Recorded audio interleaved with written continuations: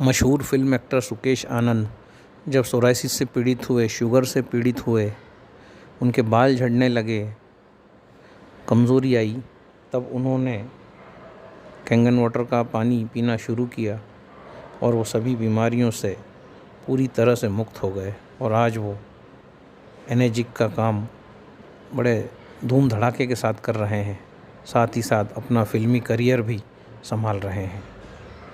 सुकेश आनंद जी को बहुत बहुत बधाई अपने इस निर्णय के लिए।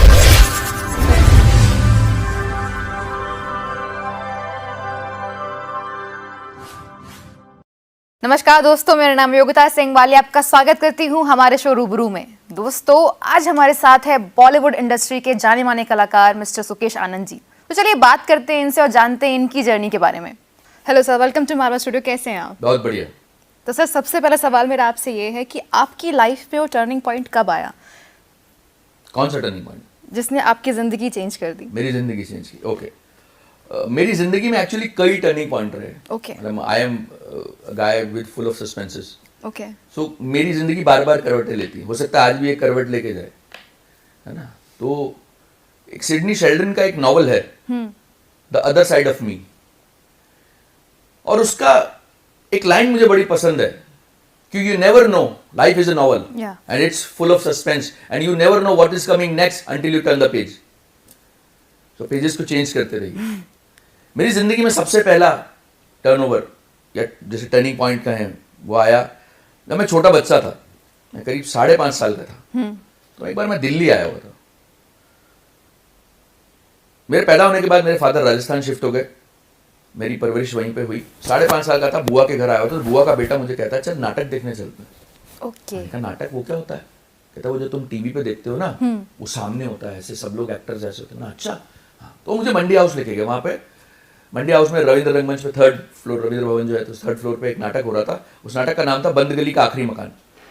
ओके। धर्मवीर भारती का वो नाटक था, बंद गली का आखिरी मकान। मैंने वो नाटक देखा, करीब 1.25 घंटे का नाटक था। बच्चा था, मुझे उतनी अभी चीज़ें याद नहीं, मगर मुझे ये याद है कि मैंने एक नाटक देखा और बहुत बढ़िया परफॉर्मेंस थी। और जब मैं बाहर निकला तो जो उस नाटक का मेन किरदार था राघव, मैं उसके डायलॉग्स बोल रहा था।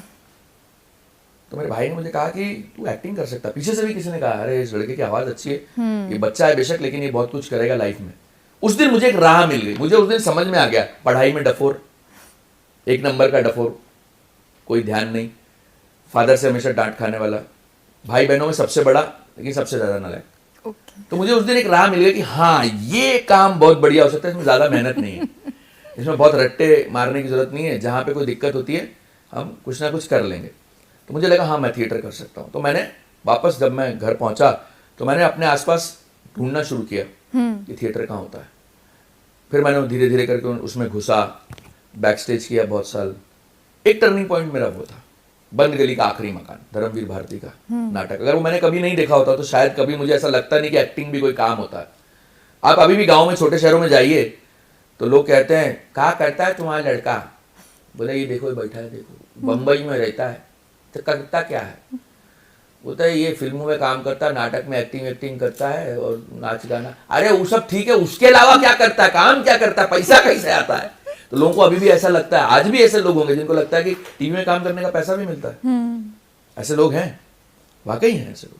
मैंने कुछ लोग ऐसे भी देखे जिनको अभी तक सचिन तेंदुलकर नहीं पता है। तो सोचिए कैसे लोग होंगे वो। तो एक टर्निंग पॉइंट होता। दूसरा टर्निंग पॉइंट, मैं बॉम्बे कैसे गया। एक वक्त था, मेरी मदर मेरी शादी करना चाहती थी। तो जो लेडी जिससे मेरी शादी होने जा रही थी वो कहती है कि दी मैं तो उस आदमी से शादी करूंगी जिसके पास अपनी खुद की कार हो, जिसके घर में एसी लगाओ, जो बड़ा रईस आदमी हो। मैं सोचा यार मैं रईस आदमी कैसे बनूंगा। तो मैंने अपने गुरुजी को पूछा, अरविंद शर्मा मेरे गुरु हैं थिएटर के। तो बोला रईस आदमी बनने के लिए एक्टर बनना पड़ेगा, जो अभी तुम थिएटर कर रहे हो ये छोड़ो, सब बॉम्बे जाओ तो वहीं जाके बनोगे। तो वो मेरा टर्निंग पॉइंट था जब मैं बॉम्बे के लिए निकला। ओके। उसके बाद टर्निंग पॉइंट मेरी लाइफ में कई आए। जब मेरी शादी हुई यहाँ, उस महिला से तो नहीं हुई, थैंक्स उनको, थैंक्स सबसे पहले तो जो जहाँ भी हैं दुनिया में, कि उन्होंने मुझे प्रेरित किया कि मैं भाग जाऊँ वहाँ से। फिर जब मेरी शादी हुई, मेरे बच्चे हुए, तो टर्निंग पॉइंट्स कई आते रहे। जब आप पेरेंट्स बनते हैं, जब आपके ऊपर जिम्मेदारियाँ आती हैं, तो आपको लगता है, कभी कभी आप अकेले में बैठ के सोचते हैं कि आज तो काम आ गया 3 महीने का या 1 महीने का या 15 दिन का, कल ये काम खत्म हो जाएगा, तब क्या होगा। एक फिल्म में 6 दिन का काम करना, छोटी मोटी एक पेमेंट मिलती है, उसके पीछे बहुत स्ट्रगल है। पहले उस फिल्म में काम को ढूंढना, फिर उस काम को अच्छे से करना, फिर उस पेमेंट का इंतजार करना, फिर उस पेमेंट के खत्म होने का इंतजार करना, और उससे पहले आपको दूसरा काम ढूंढना है। तो इसके बीच में बहुत गैप हो जाता है। तो क्योंकि एक परिवार है तो हमें बहुत कुछ सोचना पड़ता है। तो एक ये टर्निंग पॉइंट था कि मुझे ऐसा लगा कि अब जिस दिन मैं काम नहीं करूंगा उस दिन क्या होगा। बीच में मैं काफ़ी बीमार हो गया था, बहुत ज़्यादा बीमारियों ने मुझे घेर लिया था। मुझे सोराइसिस, मुझे ओवरवेट, मुझे शुगर का, और मुझे बाल झड़ने का, स्किन पे पूरा सोराइसिस आ गया था, मुझे सारी बीमारियां हो गई। तो मैं सोचने लगा लेटा लेटा कि अगर ये बीमारियां मुझे अपने साथ ले गई तो मेरे बच्चों का, मेरे परिवार का क्या होगा। तो वहां से मुझे टर्निंग पॉइंट फिर मिला, जो आज मैं काम कर रहा हूँ, जो आज मैंने ब्रेक लिया इंडस्ट्री से 3 साल का, जो मैं आपको बताने वाला था, या हो सकता है आप पूछने वाली हूँ। तो जो 3 साल का मैंने ब्रेक लिया वो इसीलिए लिया है कि अब मैं अपने बच्चों को एक बिजनेस देना चाहता हूँ कि मेरे जाने के बाद, या मेरे उस स्थिति में जब मेरे शरीर काम नहीं करेगा, मेरे हाथ पैर काम नहीं करेंगे, मेरा चेहरा किसी काम के लायक नहीं रहेगा, तो मुझे कौन देगा काम इंडस्ट्री में। तो उस वक्त बिजनेस मेरे घर को सहारा देगा। और बिजनेस वो नहीं है जो यहाँ हजारों लोग कर रहे हैं, दुकानें खोल रखी हैं, रेस्टोरेंट डाल रखा है, उनमें से कोई बिजनेस नहीं। बिजनेस का मतलब होता है कि आप सो रहे हैं, आप घूम रहे हैं और पैसा आ रहा है, उसे बिजनेस कहते हैं। अदरवाइज जो लोग अपनी दुकान का, अपने ऑफिस का शटर खुद खोलते हैं, खुद बंद करते हैं, वो सब सेल्फ एम्प्लॉयड हैं।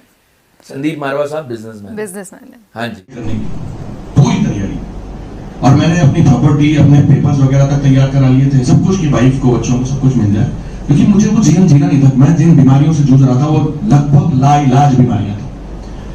सोराइसिस आपने नाम सुना, किस किस ने नाम सुना सोराइसिस? मुझे सोराइसिस था, और इतना ज्यादा था पूरी बॉडी पे कि जैसे कुत्ते के बाल झड़ते हैं, मेरी चमड़ी झड़ती थी। मैं जहां बैठता था वहां पे ढेर लग जाता, चमड़ी का, स्किन निकलती थी। सोराइसिस एक ऑटोइम्यून डिजीज है, हमारी स्किन हर 400 घंटे में रिप्लेस होती है, लेकिन जब सोराइसिस अटैक करता है तो ये 400 घंटे से घट के कुछ 32-33 घंटे पे आ जाती है। इतनी ज्यादा स्किन प्रोड्यूस होती है कि पहले वाली हटी ही नहीं है, उसके ऊपर स्किन आती जाती है। तो स्किन सूखती जाती है और झड़ती जाती है, सूखती जाती है, और नीचे की स्किन जो कि बिल्कुल फ्रेश है, ताजी है, उसको बनने का मौका नहीं मिला है, तो उसमें ब्लड की लेयर्स आने लग जाती है। आपका शरीर सूजना शुरू हो जाता है, उसमें से खून निकलना शुरू हो जाता है, और खुजली तो इतनी होती है कि आपको कुछ देखे अगर खुजाते हुए तो आप उसके पास खड़े नहीं होंगे कभी सामने के पास। और जब ये सोराइसिस मेरे स्किन पे, मेरे चेहरे पे आना शुरू हुआ तो मुझे काम छोड़ने पड़ रहे थे। मैं एक्टर हूँ, ट्रेंड एक्टर हूँ, मैं करीब 17 साल से बॉम्बे में हूँ, टेलीविजन कर रहा हूँ, फिल्में कर रहा हूँ, और 6000 से ज्यादा एपिसोड मैंने टेलीविजन के किए हैं। करीब 35 साल से मैं थिएटर कर रहा हूँ। तो अब मुझे ये लगने लगा कि अब जब मेरा चेहरा ही चला गया, मेरी पहचान ही खत्म होने वाली है, तो अब मुझे काम तो मिलेगा नहीं। तो मेरे बीवी बच्चे भूखे मरने वाले हैं, तो फिर क्यों ना किसी मेडिक्लेम कंपनी को कंगाल किया जाए। तो मैंने ये तय कर लिया था कि अब मुझे किसी इंश्योरेंस कंपनी को 2-3 करोड़ का फटका देना है, और वो पैसा मेरे बीवी बच्चों के से होगा। लेकिन 29 मार्च को जब मैंने डेमो देखा, तो डेमो मुझे समझ में आया। तो जब हम उस स्लाइड पे पहुंचे, जो भी आप यहाँ पे स्लाइड्स देखेंगे, जब वो सोराइसिस वाला पेज आया, तो मैंने उनको रोका, मैंने 1 मिनट यार, ये बीमारी तो मुझे है। मैं अपने आप को पूरा कवर करके बैठा हुआ था। तो मैंने उनको कहा ये बीमारी मुझे है, तो क्या इस पे काम करेगा? कहता सर 101% काम करेगा, 2.5 आप बॉडी पे लगाइए और 9 पीजिए। मैंने कहा ठीक है यार, कब से शुरू करें? कहता सर कल सुबह से। जिस बंदे के हम बारे में बात कर रहे हैं, शाहिद अख्तर, वो एक प्राइवेट कंपनी में जॉब करते हैं, मैं उस कंपनी का नाम नहीं लूंगा यहाँ पे, और वो सुबह 10 बजे उनको अपने अंधेरी ऑफिस पहुंचना होता है, रात को 10-11 बजे वापस आते हैं। वो बंदा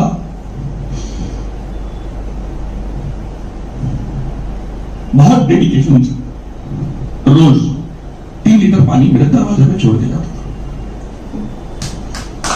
और मैं उन दिनों एक सीरियल कर रहा था, तो उसकी शूटिंग नाइट में होती थी। एक फिल्म भी कर रहा था मैं, जो 13 सितंबर को रिलीज हो रही है आयुष्मान खुराना के साथ, ड्रीम गर्ल, तो उसकी नाइट शूट होते थे। तो वो रोज, उसको पता था कि नाइट करके आया तो दरवाजा तो खोलेगा नहीं, वो गेट पे 3 बॉटल रख के चले जाते थे, और एक छोटी बॉटल में 2.5। मेरी मेड जब आती थी, गेट खोलती थी, वो सामान अंदर रखती थी, और मैंने वो पानी पीना शुरू किया।